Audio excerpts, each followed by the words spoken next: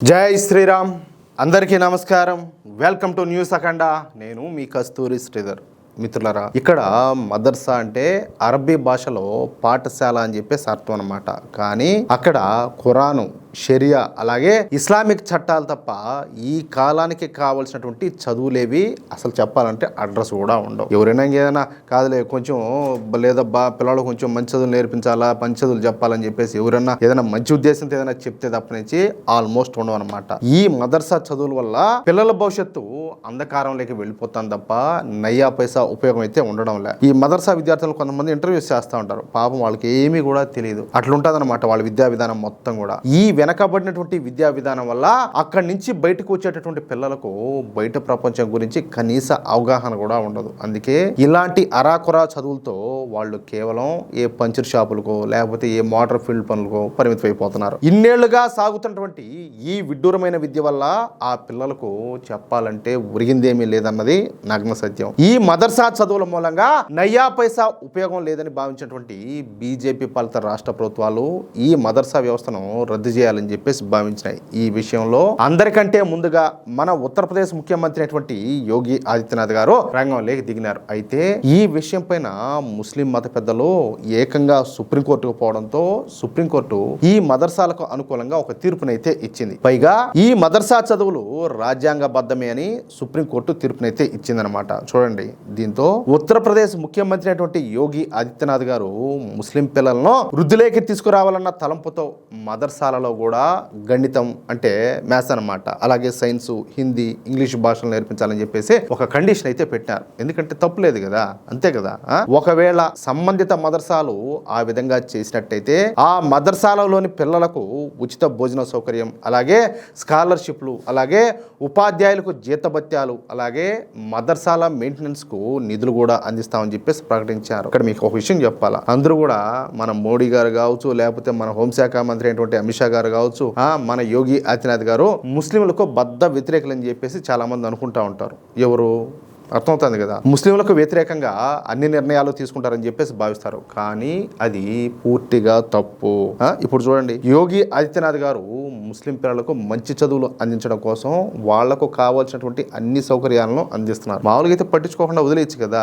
ఇందాక నేను చెప్పినట్టే కాకుండా మదర్సాలలో చదివేటటువంటి విద్యార్థులకు బట్టలు, పుస్తకాలు కూడా యోగి ప్రభుత్వమే అందిస్తుంది. అంటే ఒక ప్రభుత్వ స్కూల్లో చదివేటటువంటి పిల్లలకు ఎటువంటి సౌకర్యాలను అయితే అందిస్తారో అలాగే మదర్సాలలో చదివేటటువంటి ముస్లిం పిల్లలకు కూడా యోగి ప్రభుత్వం అలాంటి సౌకర్యాలే కల్పిస్తుంది. నిజానికి మన యోగి ఆదిత్యనాథ్ గారికి ఈ పని చేయాల్సిన అవసరం అయితే లేదు. కానీ చెప్పే కదా, ముస్లిం పిల్లలను కూడా అందరిలాగానే అభివృద్ధి చేయాలన్నటువంటి ఆలోచనతో ఈ పని అయితే చేస్తున్నారు. ఇక ఈ విధంగా ఉత్తరప్రదేశ్ లో కొన్ని వందల సంఖ్యలో మదర్సాలన్నీ కూడా ఉన్నాయి. వాటిలో ఎయిడెడ్ మదర్సాలు 560 వరకు ఉన్నాయన్నమాట. ఇక్కడ ఎయిడెడ్ అంటే దాదాపుగా ఈ మదర్సాలు ప్రభుత్వ నిధులతోనే నిర్వహించబడుతున్నాయి అన్నమాట. ఇక ప్రభుత్వ స్కూల్స్ లో లాగానే ఈ 560 ఎయిడెడ్ మదర్సాలలో యోగి ఆదిత్యనాథ్ గారి ప్రభుత్వం మధ్యాహ్న భోజన పథకాన్ని అమలు చేస్తుంది. ప్రభుత్వ స్కూల్స్ లో ఎలాంటి పౌష్టికాహారం అయితే అందిస్తున్నారో ఈ మదర్సా పిల్లలు కూడా అటువంటి పౌష్టికాహారాన్నే అందిస్తున్నారు. ఇందుకోసం మదర్సాలకు 100 కోట్ల రూపాయలు ఖర్చు చేస్తున్నారు. అయితే ఆల్ ఇండియా పాస్మాండా ముస్లిం మహాజ్ ఉపాధ్యక్షుడైనటువంటి తల్హా అన్సారీ గారు జనవరి 30వ తేదీన యోగి ఆదిత్యనాథ్ గారికి ఒక లేఖ రాశారనమాట. అందులో మదర్సాలలో పిల్లల కోసం ప్రభుత్వం నిర్వహిస్తున్నటువంటి ఈ మధ్యాహ్న భోజన పథకంలో చెప్పలేనంత అవినీతి జరుగుతుందని, పిల్లలు 100 మంది ఉంటే 200 మందిగా చూపిస్తున్నారని, ఆ 100 మంది పిల్లలు కూడా పౌష్టికాహారం పెట్టడం లేదని, కొన్ని మదర్సాలు అయితే అసలు మధ్యాహ్న భోజన పథకాన్ని పూర్తిగా నిలిపేశాయని, ఈ డబ్బునంతా కూడా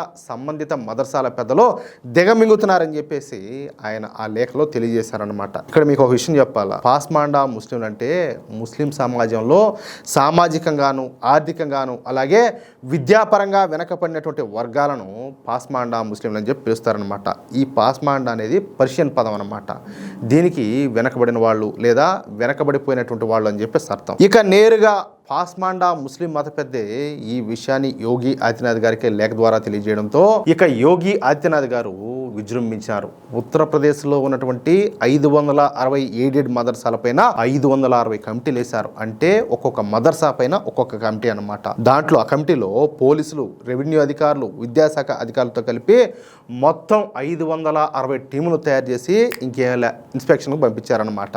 అంతే. ఆల్ ఇండియా పాస్మాండా ముస్లిం మహాజ్ ఉపాధ్యక్షుడైనటువంటి తల్హా అన్సారీ గారు చెప్పింది అక్షర సత్యం అని చెప్పేసి ఆధారాలతో సహా తేలిపోయింది. బలరాంపూర్ జిల్లాలోని 3 మదర్సాల్లో ఒక్కొక్క మదర్సాలో సుమారుగా 8 కోట్ల నుంచి 11 కోట్ల మేర నిధులు దుర్వినియోగం జరిగినట్లు ఇప్పటికే ప్రాథమికంగా గుర్తించారు. ఏమి దారుణమో చూడండి. అంతేకాకుండా చాలా చోట్ల నాణ్యత లేని ఆహారాన్ని అందిస్తున్నారని, అసలు మధ్యాహ్న భోజనం అమలు చేయనటువంటి మదర్సాలు కూడా నిధులు విడుదలయ్యాయని ఈ రిపోర్ట్లు అయితే తెలిసొచ్చిందనమాట. దీంతో ఈ 567 మదర్సాల పైన త్వరగా ఎంక్వైరీ చేయమని చెప్పేసి యోగి గారు అధికారులను అయితే ఆదేశించారు. అంతేకాకుండా సంబంధిత మదర్సాల యజమానుల పైన కఠినమైనటువంటి కేసులు పెట్టమని, వాళ్ళను వెంటనే కస్టడీలోకి తీసుకోమని చెప్పేసి ఆదేశాలు జారీ చేశారు. ఇక పూర్తి రిపోర్టు వచ్చిన తర్వాత ఆ మదర్సాలన్నింటినీ కూడా మూసేసి ప్రభుత్వ పాఠశాలగా మార్చాలని చెప్పేసి యోగి ఆదిత్యనాథ్ గారు ఆలోచన చేస్తున్నట్టు తెలుస్తుంది. చూసారా?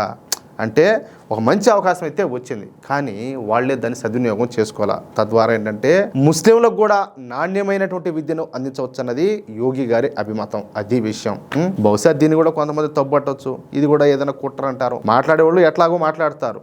వాళ్ళందరినీ కూడా వదిలేసండి. ఇక్కడ న్యాయం, చట్టం అనేది ఒకటి ఉంటుంది కదా. ప్రభుత్వం ఏంటంటే దాన్ని బట్టి పోతా ఉంటుంది అనమాట.